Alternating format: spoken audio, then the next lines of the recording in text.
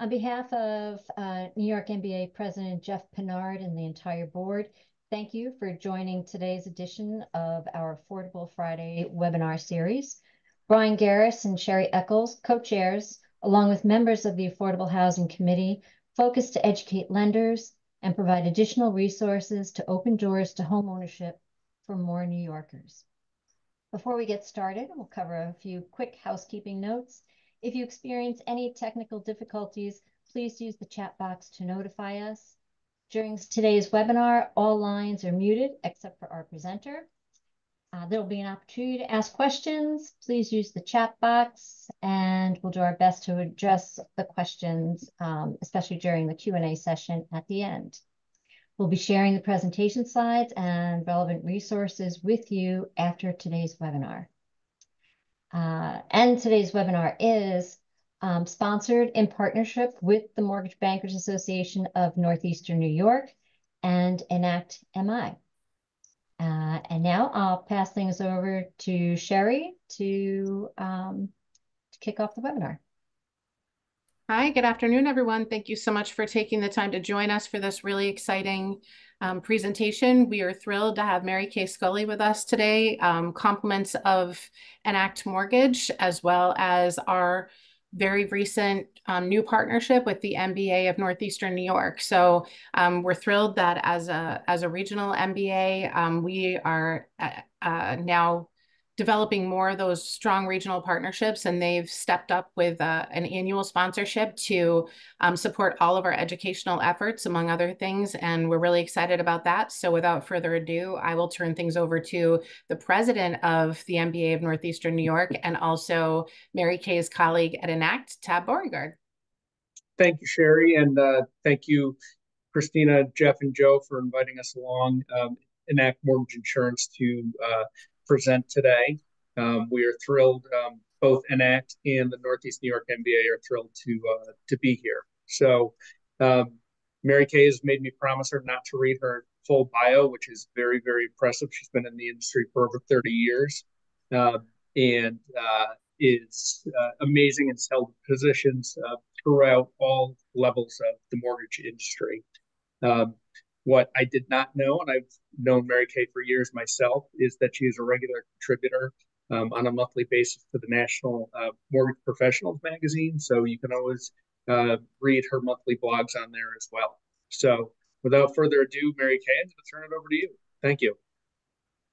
Well, thank you, everyone. I just, I'm going to pull up my screen here, get our PowerPoint up there. I do want to make sure to the best of your ability that you are going to play along. This is cited to be interactive. So just number one, can everybody see my screen? We can. Perfect. When I share my entire screen and I pull it up as a big PowerPoint like this, unfortunately, I can't see any of the responses in the chat feature. So Sherry, Tab, Brian, if you guys could help me out. And if you do see anybody responding, I would love to see and hear what their responses are. So what are we going to cover? Sherry, when you and I talked about this, what I wanted to do is just heighten everybody's knowledge of that there is opportunity. I think there's so much negative just kind of talk in the industry, you know, interest rates are high, there's no inventory, you know, there's this, there's that, people have too much student debt. And I just think that let's just kind of take a step back. Let's look at all the resources available to put somebody in that position, which is an amazing position of owning a home. And let's look at who they are, how we can set our internal communication, you know, policies, procedures, and really get that message out there and help these and bring these folks home to home ownership. So that's what I'm excited about. So understanding who that borrower is, understanding what their credit score requirements are for the different programs that are available to them, and what we could do to assist them in getting them credit worthy, if you will. What are their financing needs? What are they looking for? Do they have any savings? What is a down payment assistance plan? Do you understand it? Are you sharing that information? And really overall, do you understand all of the affordable products and programs that are available to both you to serve folks and then to get them into that home? So I did want to talk about this, and I have a lot of different resources here, but this is from the National Association of Realtors. It's from their 2023 profile of buyers and sellers. And what is the typical age of a home buyer? So that first-time home buyer, first time, they've never owned a home before. How old and what are we talking about here? Are they 18? Are they, 52? If you can use the chat feature and let me know what you think that first-time home buyer's age is. And as you see any come in, if you can kind of shout them out.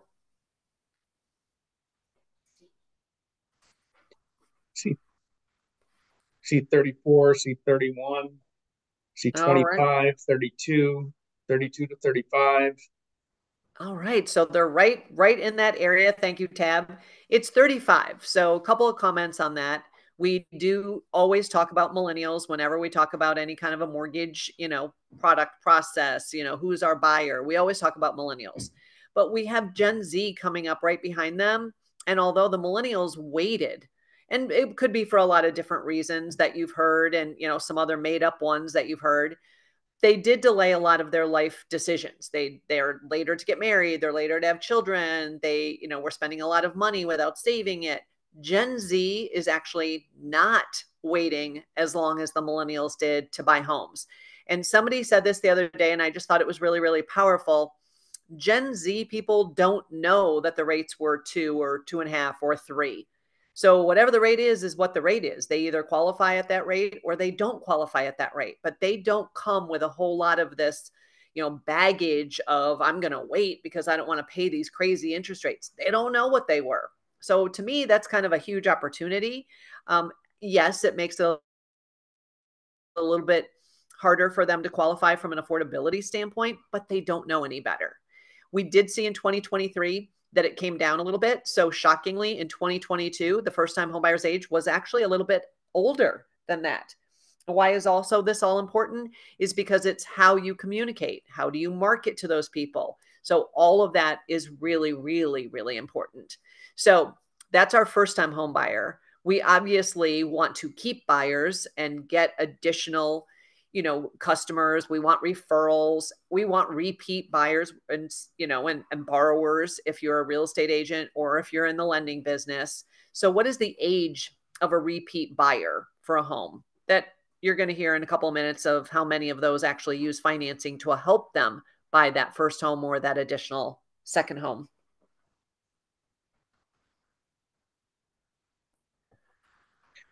See 42, we see 42 to 45. All right. So it is actually 58. Wow. So again, a little bit older than most people think. Now, are you going to talk the same way to a Gen Z and communicate with a millennial and communicate to somebody in their late 50s, early 60s? Of course, the answer is no. You're not going to do that. So again, just another huge opportunity. This actually came down as well last year. So meaning there was a change in that. So it had been higher than that. What percentage of home buyers in this 2023 profile that National Association of Realtors gives out were veterans? We're actually veterans. And I think it's important while you're thinking about it is, are we reaching out and acknowledging that people do have specific needs or opportunities? I think. We see ranges from 6 to 10% in the answers, Mary Kay. Well, then they're going to be surprised because that answer is 16%, with only really 2% of those being active duty service members. So many people have opportunities they probably have not used their certificate of eligibility, being eligible for home purchasing with no money down, very lenient guidelines. We're using residual income if they don't pass the 41% DTI. And just an amazing, they've given service to their country. Let's help those folks out as well. So if you are not, very well versed in VA programs, it's something that I think that, we need to kind of look at and say, wow, this is a huge opportunity for, again, both them and us. We hear a lot of talk about credit worthiness from a credit score potential. We hear, people don't have credit scores. People then might have, a little bit more difficult time getting financing, We hear, well, even if they do have a credit score, but maybe they don't have enough of that traditional credit to really have it be a great score. We just hear a lot of these myths and things like that. So how many out of every 10 adults does not have any credit history with one of our 3 nationwide credit reporting companies, bureaus, whatever you want to call them? We're talking about Experian, we're talking about TransUnion. So, I mean, nothing. There is no record of this person having this traditional trade line, if you will. We are seeing answers of 1 and 2. Perfect. It is 1. So you're thinking, well, that's not that big of an opportunity, because if 9 out of every 10 adults does not have any credit history, then there's not really a huge major impact, except when we look at 45 million consumers who may have been denied access to credit, or they don't have any credit records that can be scored. And that is, they don't have any, or they don't have enough, which then, do we need a credit score? Do we understand that, agencies, Fannie Mae and Freddie Mac, allow borrowers, you can even get an approver and accept eligible on a DU or a loan product advisor loan when a borrower doesn't have any traditional credit. But it seems that not a whole lot of people know that. It's not certainly the first thing you think of. This borrower doesn't have any traditional credit. Let's run them through an AUS. So let's make sure that we understand it. And let's see if we can do any education for those folks about getting a credit score, having traditional credit, understanding that maybe without traditional credit, they can still get a loan. So now let's talk about, does everyone have terrible credit? Does everybody have a really tight credit score of that program guideline when there is a credit score requirement? No, the answer is definitely no, apparently.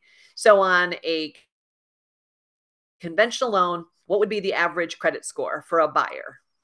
What are we thinking here? See a couple at 680. I see a 730. I see a 675. Yeah, it's 756. That's the average credit score on a conventional loan.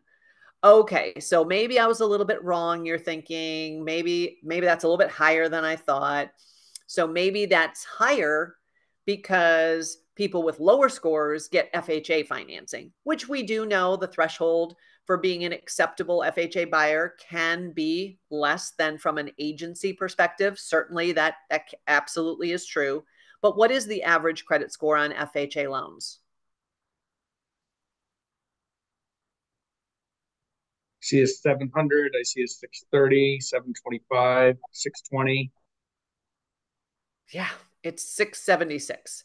So I think normally if I'm live and in person with you, I think I would have heard a lot of lower numbers. And it's not. So where are the people with that little, smaller credit score? Do they think that they're not credit worthy? Is there education that we can give them? And we talked about VA as far as how many as a percentage of loans, were VA or buyers. I shouldn't even say VA financing, but just buyers in general. Doesn't mean they needed to use their VA certificate of eligibility. But what is the average credit score on a VA loan? Which a lot of people, I think, assume that it's a higher risk. It's this 100%. We use this residual calculation. What do you think that particular person looked like as a profile? 700. Yeah, 720. 720. Stephanie got it So, right on. Good job, Stephanie.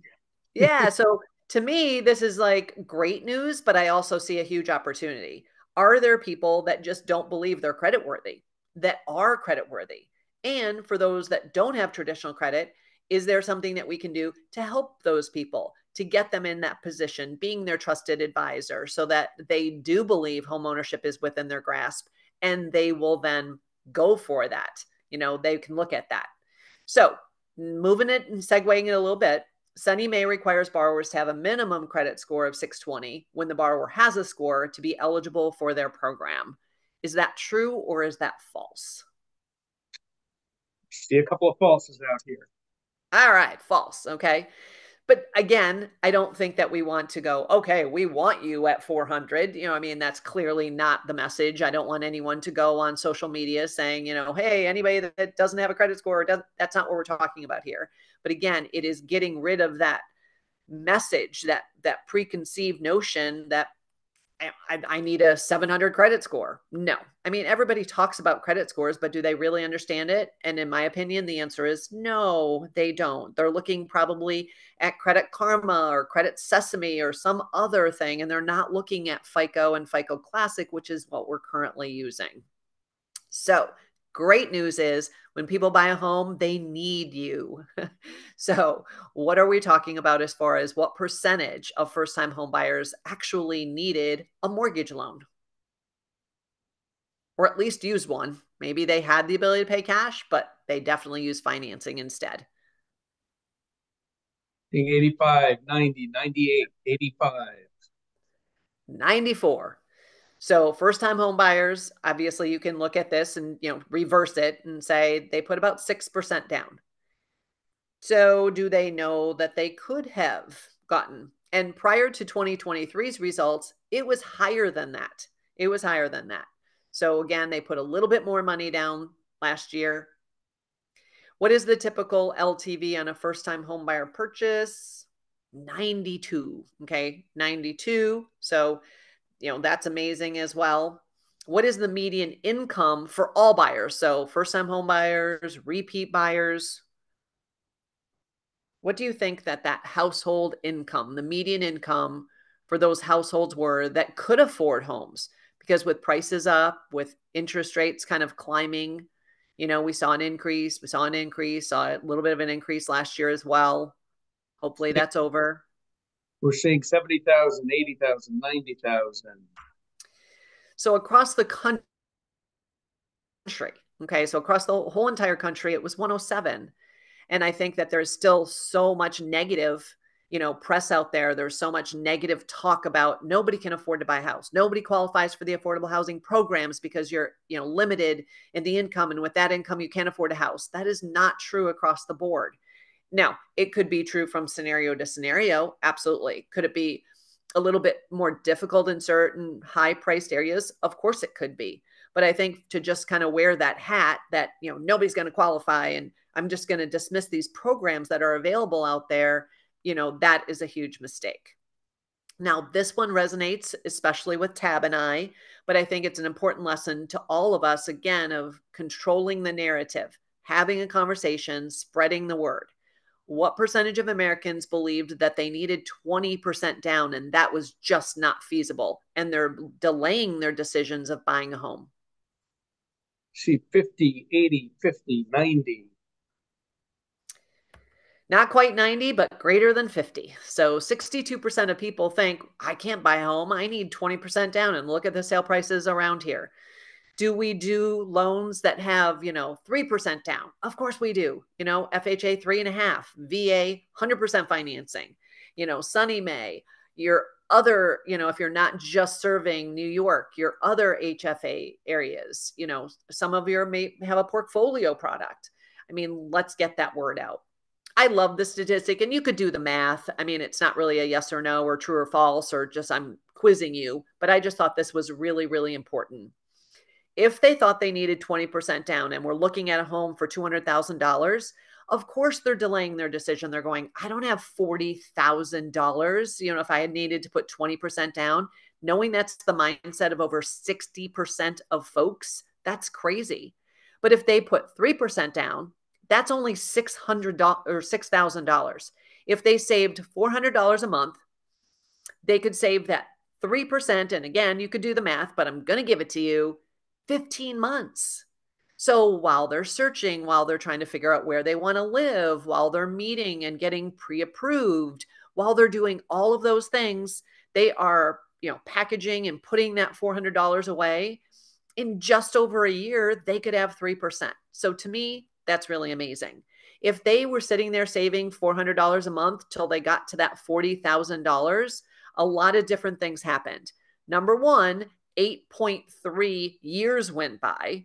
And what is the, cost of the home 8 years later. So by the time they saved 20% of what the actual sale price and that median sale price for their area was then, if we fast forward 8 years, it's typically going to be higher. I mean, no matter what, I know the market can have ups and downs and dips and, valleys and peaks, but over 8 years, there's going to be some appreciation. And then they're thinking, well, now I have to have 20% of that number. So let's share that. Now, I was a little bit scared the way this was worded, because this is also from that same survey, and it said used a gift or a loan from friends or family. So I'm hoping that it's not a loan, because that would not be acceptable for most of the programs. We would need it to be a true gift, and I don't mean gift in air quotes. So true gift. And so what percentage of the first-time home buyers, based on the survey, did they need or use at least? Again, maybe they didn't need it, but they definitely used it and they helped them out. They had some assistance in that down payment. 30, 30, 30. A lot of people saying 30. Okay. So, I mean, not quite 30, but 23% when you're thinking about that's 1 out of every 4 loans. If we were looking at it, I just wanted to let you know that on the agency loans, because obviously those are the guidelines that I stay a little bit more familiar with, both Fannie Mae and Freddie Mac have expanded their guidelines on who is an eligible gift donor. So if you are not familiar with what that is, if you're not familiar with who those folks are, even Freddie Mac is acknowledging that sometimes we celebrate educational moments, and thresholds that have been met, and acknowledging that people could have gotten, in a celebration of this educational milestone, they may have gotten some gifts. Here's, their granddaughter, or I'm giving this to my daughter for graduating with her master's degree, whatever that might be. And then that could be, to me, it's not necessarily a gift. That would be an explanation of a large deposit after the celebration, but that is even noted in Freddie Mac's guidelines. So let's make sure that we understand that and can kind of help those folks out. We also see a huge increase in multi-generational home purchases where people are living with family members. Again, multi-generations, parents living with sons and daughters, grandparents living with their son or daughter and their grandchildren, and knowing that we could get a gift from a family member that's not on the loan, and it can be treated as their own funds for agency loans. So huge opportunity there. What percentage of folks that were surveyed said they thought that saving for the down payment was the hardest thing to do? That was harder than anything else in the process.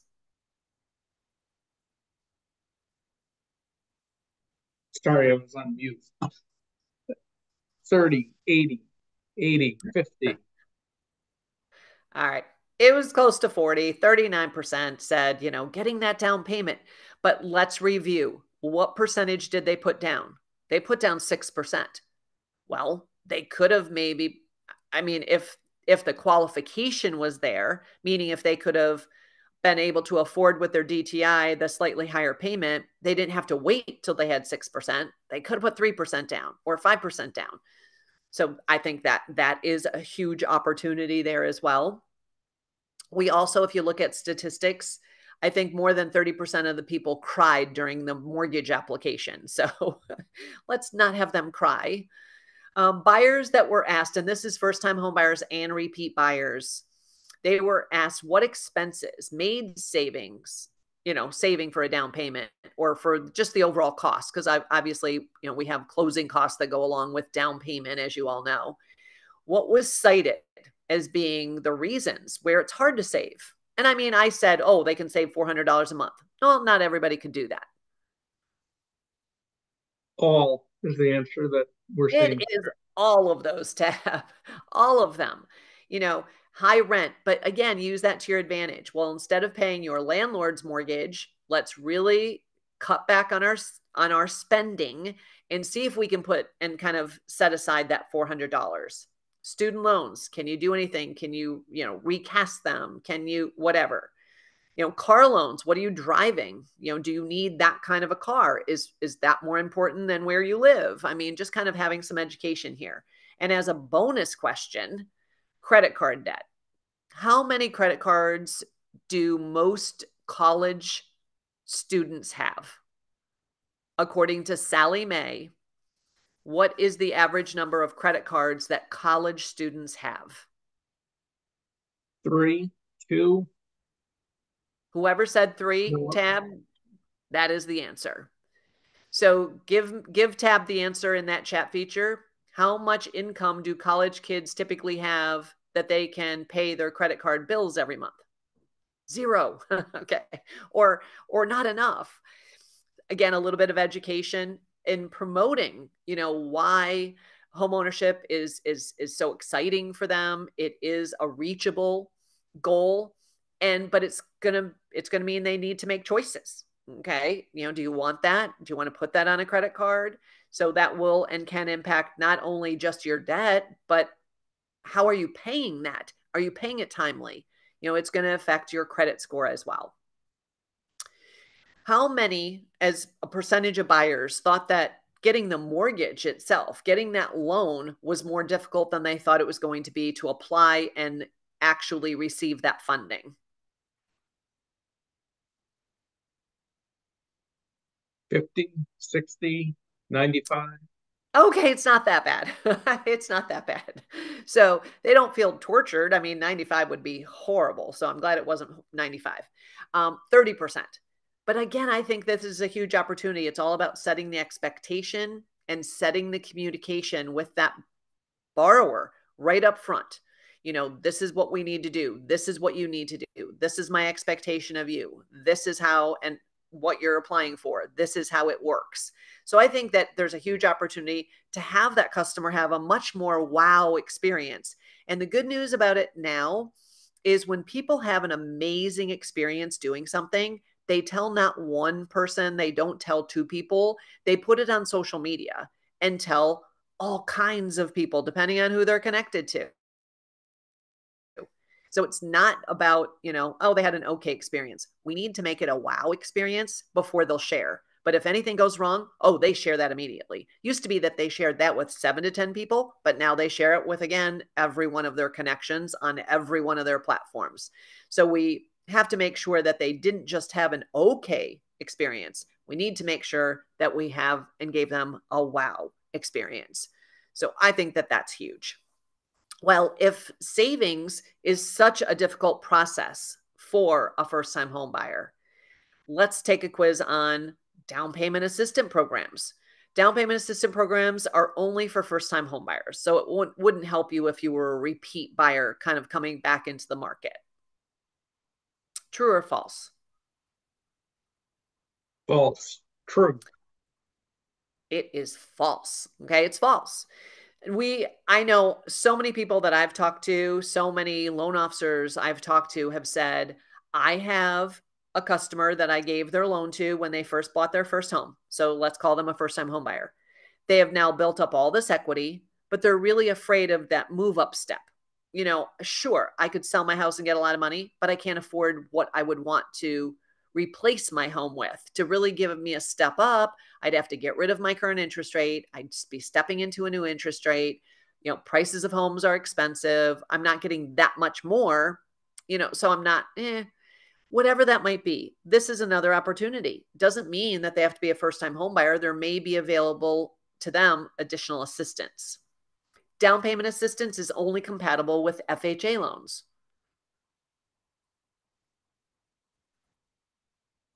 See, false. False. False. It is false. Good. It's absolutely false. All right. Down payment assistance dollars are never forgiven. So at some point, even though they're used, there is going to be a payback period, or, if you sell the home, you have to pay it back. So at some point, I do have to pay this assistance, if you will, back. False. It is false. Now, some of them, it could be, that there is a repayment. Some of them could have a time kind of how long that ownership is for the forgiveness, if you will.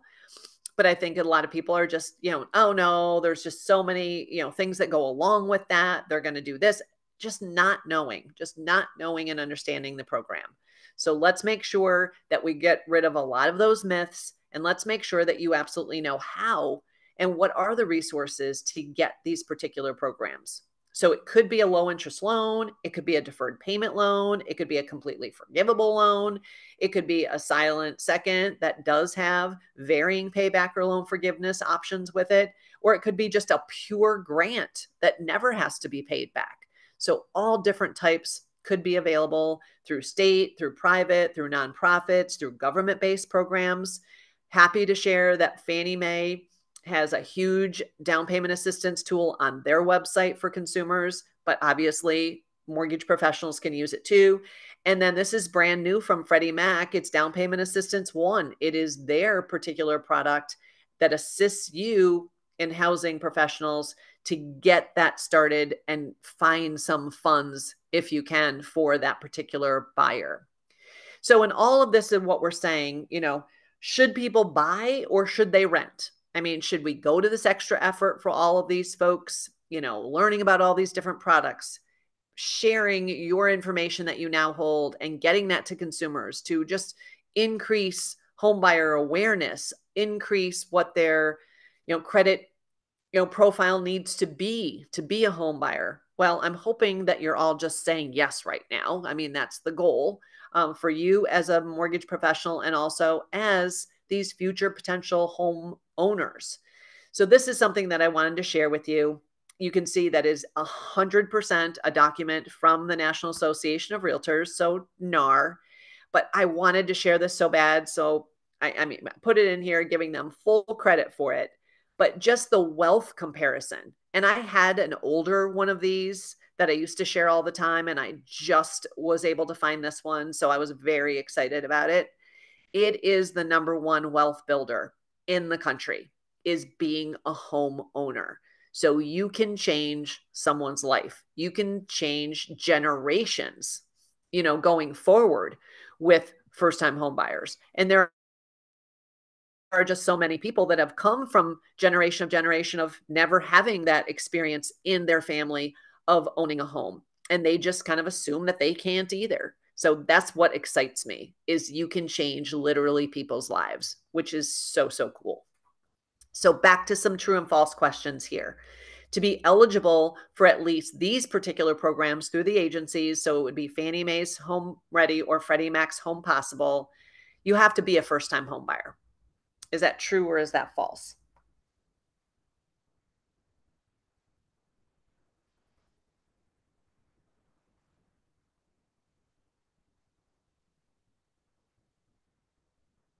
Anybody? We have a couple falses. Sorry, I was muted again.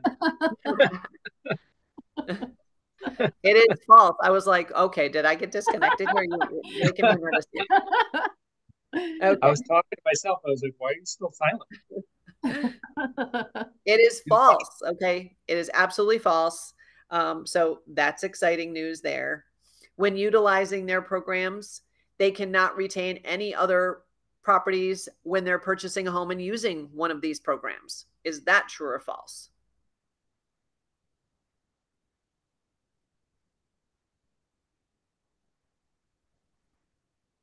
I'm not muted. We're just not getting answers at the moment. Okay. Well, they're thinking I'm trying to trick them, but I am not. I'm just trying to share some information. False. And the answer used to be true, but it is now false.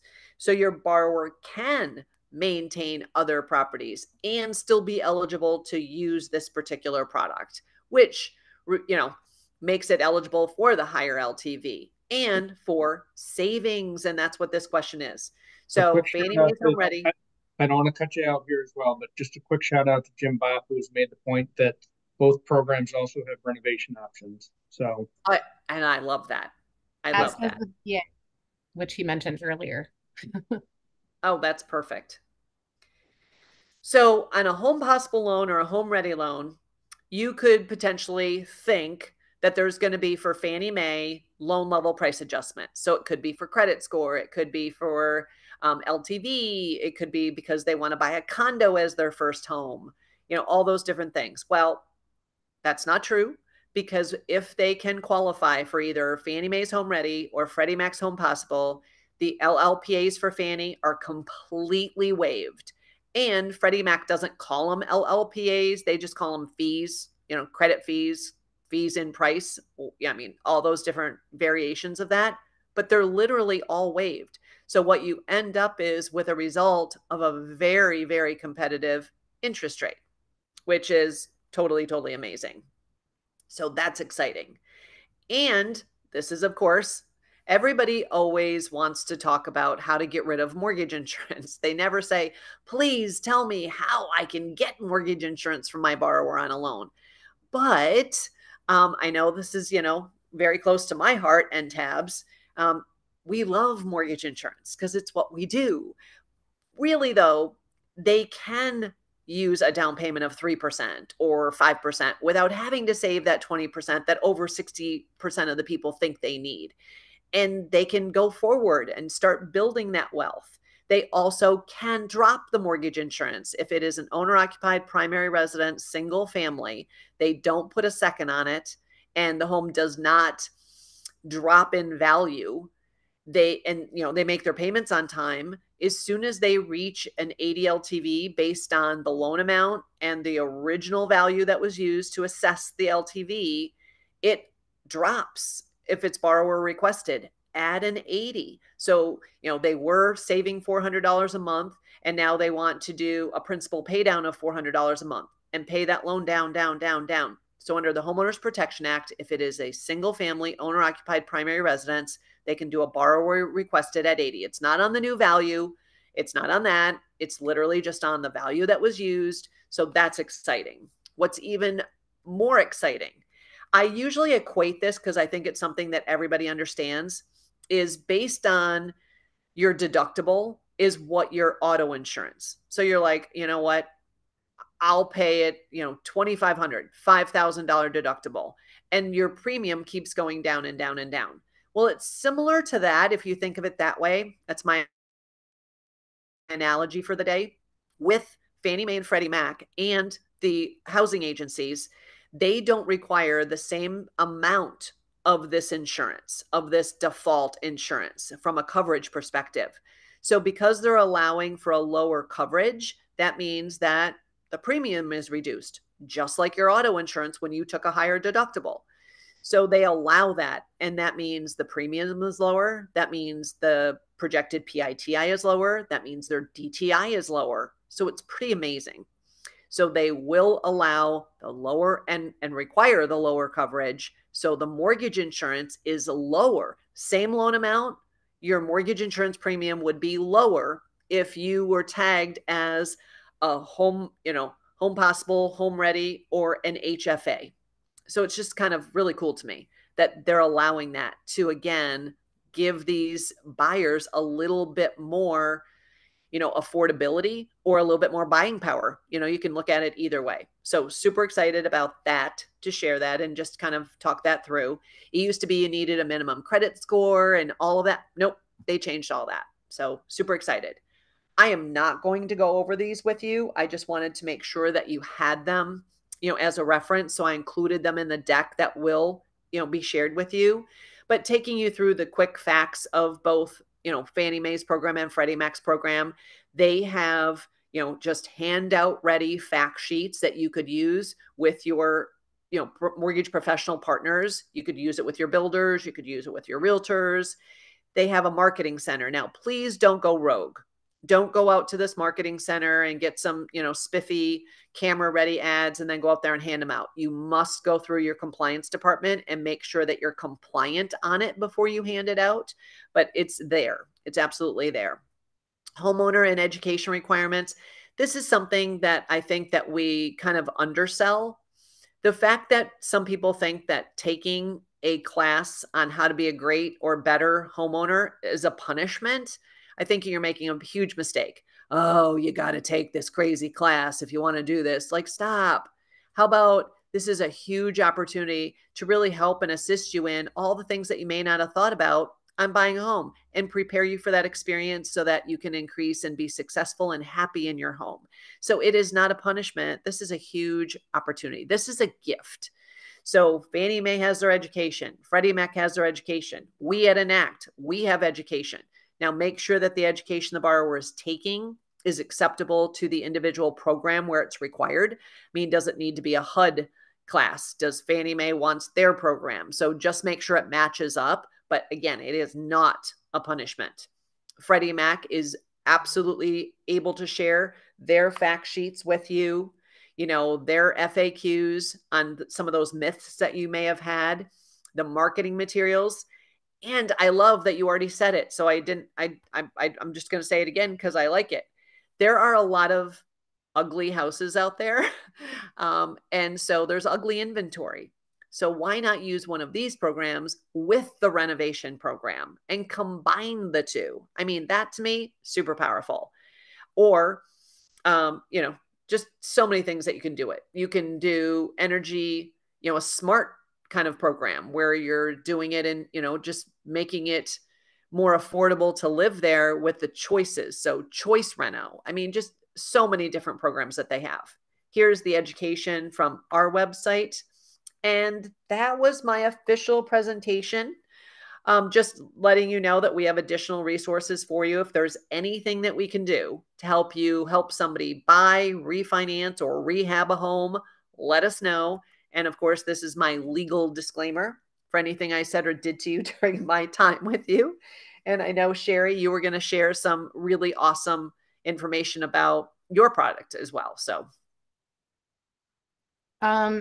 so first of all, does anybody have any questions? Mary Kay, thank you so much. This is great information. And I know a lot of us do first-time homebuyer presentations out there. And I think a lot of these statistics will be of interest even to the folks sitting in those first-time homebuyer presentations, and for realtors. And it's great. And then, obviously pointing people to the resources that they need. I am also, I have to say, I was surprised to see that there is down payment assistance available for repeat home buyers. So I will definitely be diving into what resources are available for that. Does anybody have any questions for Mary Kay before we move on?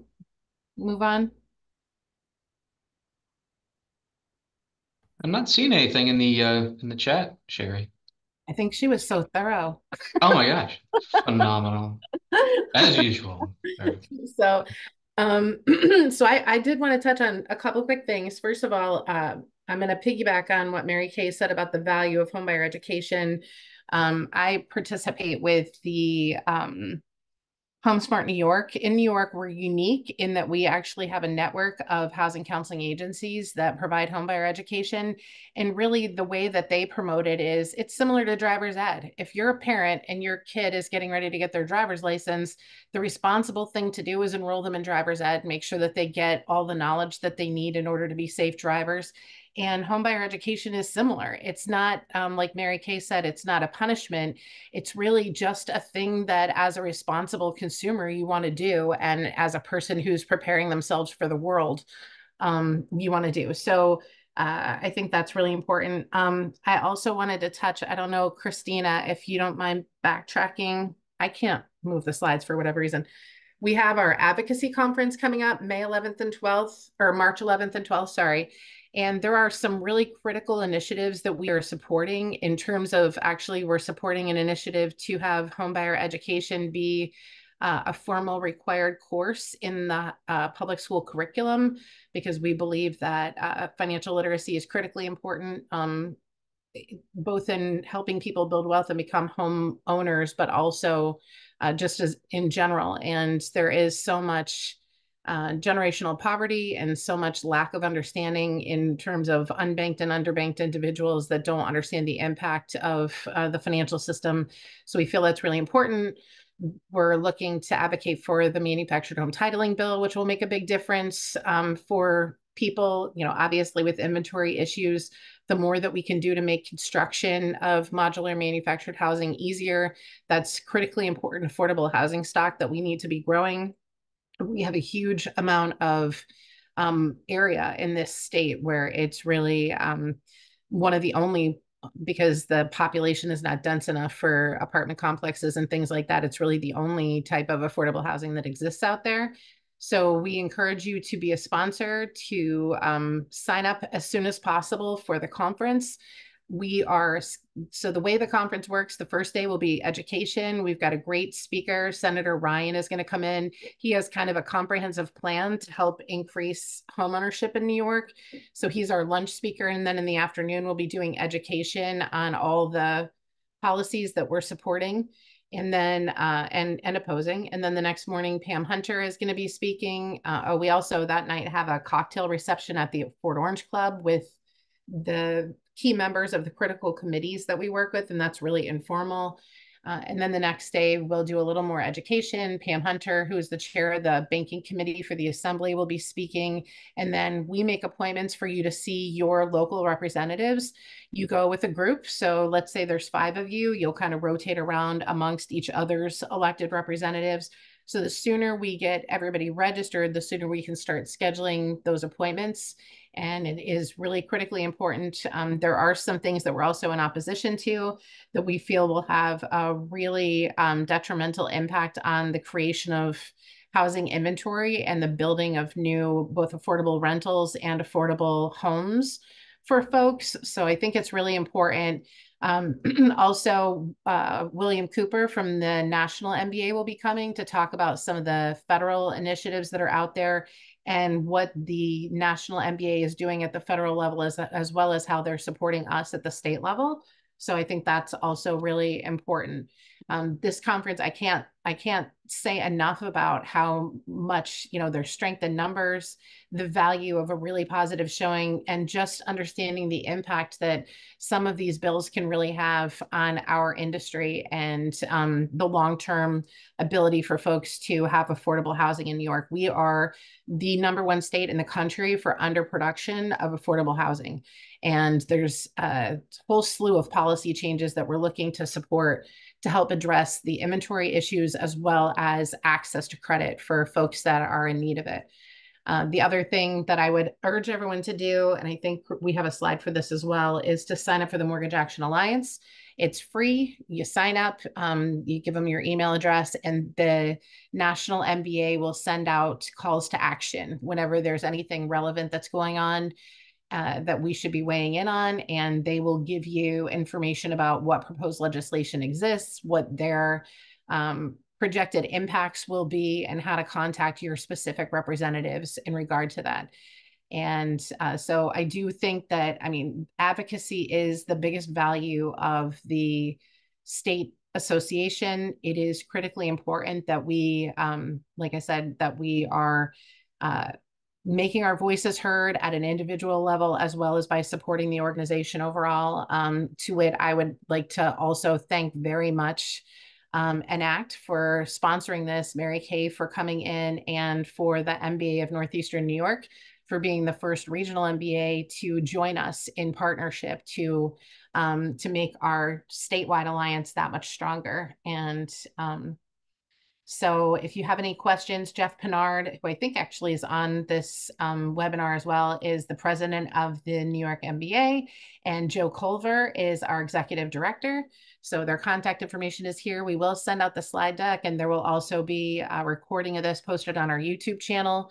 So if you want to go back and listen or anything, I have to say this is the largest attendance that we've had in person. We do see a lot of streams after the fact, but this is the largest attendance that we've seen in person in quite a while. So thank you again, Mary Kay. We're trying to raise awareness of this series because the goal here is to help mortgage professionals get access to and knowledge of the tools that we have out there to help more people get into houses. And as Mary Kay says, this is how we change lives. And I can't imagine much more that we can do short of actually saving lives that would be to add value as to change generational trajectory and wealth of a family by helping them become homeowners. So I'm just trying to check because I saw there were a couple of things in the chat. If there's anything else that we should be, let's see here. So yeah, we got some compliments about Mary Kay. And as Jim Bob mentioned, the one other thing to be mindful of is that there are renovation programs. Sunny Mae has a reno program, Fannie, Freddie, USDA, FHA, VA. And by getting into a fixer-upper, it really, because they're generally sold at a distressed price, you can get, by putting some repairs into that house, not only access to an affordable home, but also in a lot of cases, some instant equity, because a lot of times they'll be worth more when they're finished than what it cost us to buy them and fix them up. And there are, affordable seconds and down payment assistance and neighborhood revitalization and all kinds of other grant funds available across New York to help, people to get into those homes as well. Great. Well, thanks so much, Sherry and Brian, for your ongoing work with the Affordable Housing Committee, and also to Mary Kate, and again, NBA Northeastern New York and Enact. We appreciate your support and look forward to seeing everyone at Advocacy on March 11th and 12th in Albany.